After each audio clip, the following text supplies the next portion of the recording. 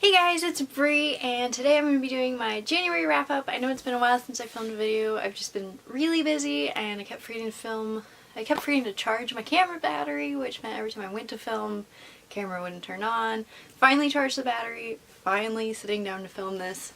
And a little reading update for you. I'm not reading as many books at a time as I was last year. If you remember, I read 106 books, average about 8 a month.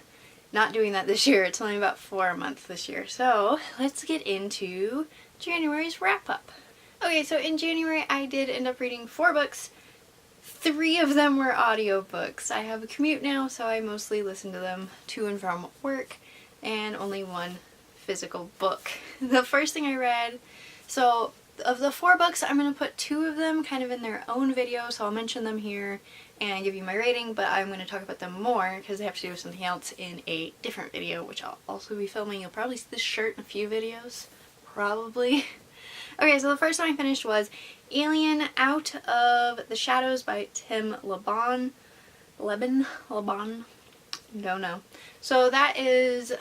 I got it for free as part of that if you have an Audible membership, you get a certain number of Audible originals, 2 I think a month out of 6 selections, and that was when I joined.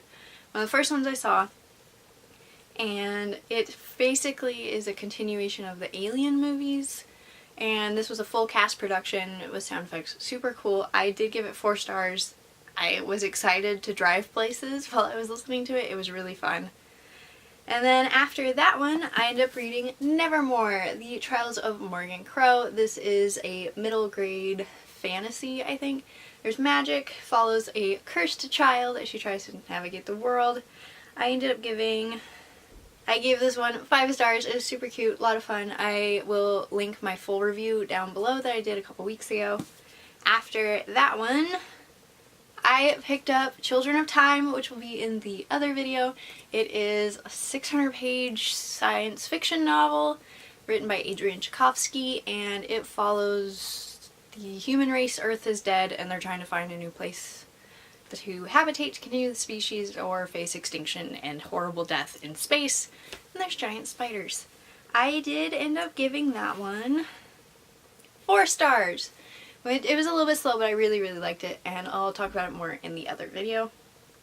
And then the last book I read was actually because I really wanted to see the movie, but the child I was going to take to see it, my little cousin, was terrified of the preview, so I decided to read the book and that was The House with a Clock in Its Walls by John Bellairs? Bellairs? I don't know. So that one, it was a 1970s children's series, very similar to kind of like a really old Harry Potter. Orphaned boy moves in with his uncle, and there's ticking in the walls, and it turns out there's a clock in the walls, and it has to do with this old dead wizard, or witch. Wizard? Wizard and a witch.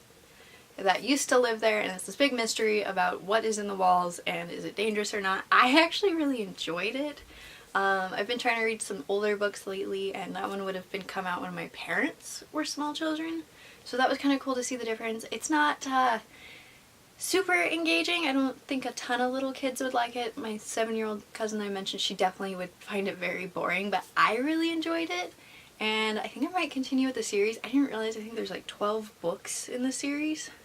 13 works, 12 primary works in the series, and following this kid as he overcomes what happened with his parents and gets to know his uncle and his uncle's crazy neighbor, and he's learning about magic, but it's just really cute. I really enjoyed it. It was a Kindle daily deal, not Kindle, an Audible daily deal. I think it was like $2. Quick, fast listen, really cute if you're looking for like an older children's book that could go into a series. I definitely recommend it. I really enjoyed it. And the narrator on that one was actually really fun to listen to. Took a little bit of getting used to, but then I really enjoyed it. Let's see if I can pull up his name.